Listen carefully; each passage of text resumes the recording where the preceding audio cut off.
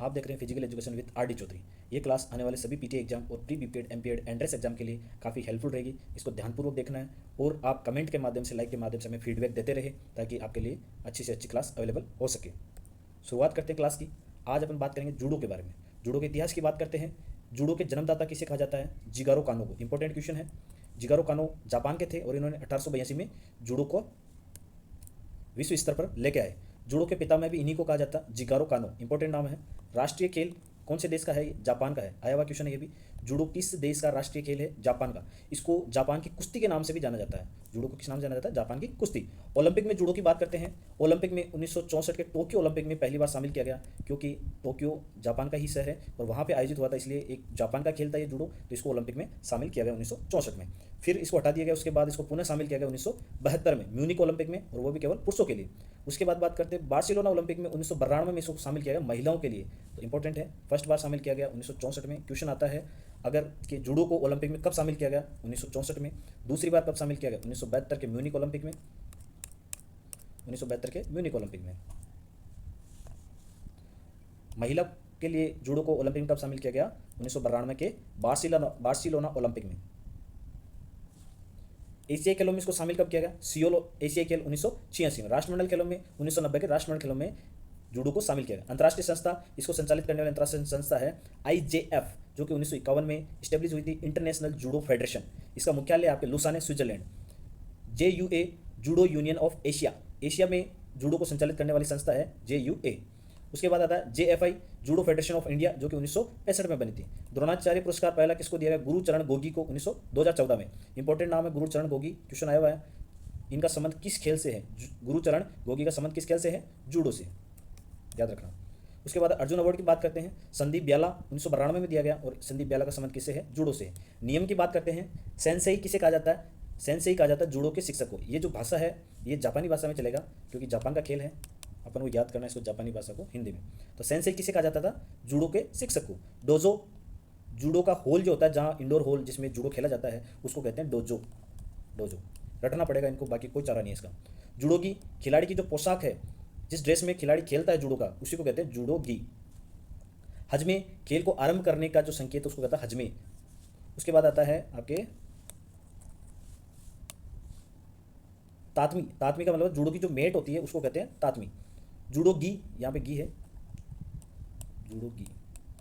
तो जूडो के जो खिलाड़ी होते हैं उसको कहते हैं जूडो गी। इपोन सबसे बड़ा स्कोर होता है, इंपॉर्टेंट है।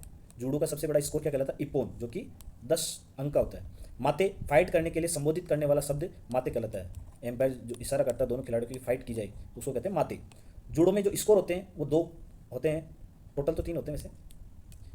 एक तो होता है इपोन, जो कि 10 अंक का होता है। वजारी, जो कि 5 अंक का होता है, और 2 वजारी मिलके एक इपोन बनाते हैं, ये तीसरा है। 3 प्रकार के अंक इसमें होते हैं, इपोन, वजारी और इपोल। ये लास्ट वाला इपोल है। पोशाक का कलर कौन कौन सा होता है? इसमें भी 2 पोशाक के कलर पहने जाते हैं, नीला और सफ़ेद, याद रखना। सीधो किसे कहते हैं? पेनल्टी को। जूडो में जो पेनल्टी दी जाती है उसको कहते हैं सीधो। 3 सीधों में मैच खत्म हो जाता है और उसमें खिलाड़ी को बाहर कर दिया जाता है, उसको कहते हैं हंसे कुमाके। खेल का समय, ड्यूरेशन ऑफ टाइम जूडो की होती है 4 मिनट, ओनली 4 मिनट। अतिरिक्त समय के लिए किस क्या दिया जाता है इसमें? गोल्ड स्कोर का। गोल्ड स्कोर क्या होता है जूडो में? जो खिलाड़ी पहले स्कोर करेगा वह विजेता कहलाएगा। 4 मिनट का गेम चला दिया, उसके बाद अगर गेम टाई हो जाता है, उसके बाद उसको क्या दिया जाएगा? गोल्ड स्कोर दिया जाएगा। गोल्ड स्कोर में क्या है? जो भी खिलाड़ी पहले स्कोर कर लेगा उसको गोल्ड स्कोर कहा जाएगा। निर्णय कौन कौन से होते हैं इसमें? 1 रेफरी, 2 जज, स्कोरर होता है और 1 टाइम कीपर होता है। ये सारे मिलकर निर्णय का कार्य करते हैं। बाहर की बात करते हैं। इसमें 7 कैटेगरी इंपॉर्टेंट है। कितनी कैटेगरी होती है इसमें टोटल? महिला के लिए भी 7 और पुरुष के लिए भी 7 कैटेगरी। ये पुरुष के लिए है, और इसमें होती है 60 KG, 66 KG, 73 KG, 81 KG, 90 KG, 100 KG और 100 प्लस केजी। ये है पुरुष के लिए। महिला के लिए 48 केजी, 52 केजी, 57 केजी, 63 केजी, 70, 78 और 78 प्लस, ये सभी महिला के लिए। कौशल की बात करते हैं। इसमें कौशल होता है नागे, वाजा, ते वाजा, कोसी बाजा। ये सारे किसके वर्ड हैं? आपके जूडो के। मैदान की बात करते हैं। मैदान की लंबाई चौड़ाई होती है 8x8। ये केवल प्लेइंग क्षेत्र है, 8x8। पूछा गया क्वेश्चन है, इंपॉर्टेंट है ये। इसमें ये क्वेश्चन पूछा गया है,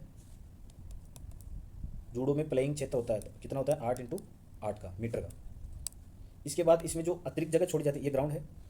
कम से कम जो ऑल ओवर ग्राउंड की बात हो रही है, टोटल ग्राउंड की, ठीक है। वो होती है कम से कम आप 14x14 का बना सकते हैं, और अधिकतम 16x16 का, ये मीटर में है। और इनमें प्लेइंग क्षेत्र आपके 8x8 का ही रहेगा, ये ध्यान रखना है। प्लेइंग क्षेत्र कितना रहेगा? 8x8। ये जो येलो येलो दिख रहा है ये प्लेइंग क्षेत्र है, ये कितना रहेगा? हमेशा 8x8 का। बाकी अतिरिक्त जो है वो होता है आपका मैक्सिमम 14, 16 और मिनिमम 14 मीटर लेंथ और विड्थ। व्हाइट कॉम्पिटेटर इधर होता है, ब्लू कॉम्पिटेटर इधर, ये किधर भी हो सकते हैं, लेकिन इनमें 2 कलर के होते हैं, व्हाइट और ब्लू। इसमें रेफरी होते हैं, ये सेफ्टी एरिया है। आज की क्लास कंप्लीट हो गई है। आई होप क्लास अच्छी लगी होगी। कमेंट के माध्यम से अपना फीडबैक देते रहें और अच्छी मेहनत करते रहें। धन्यवाद।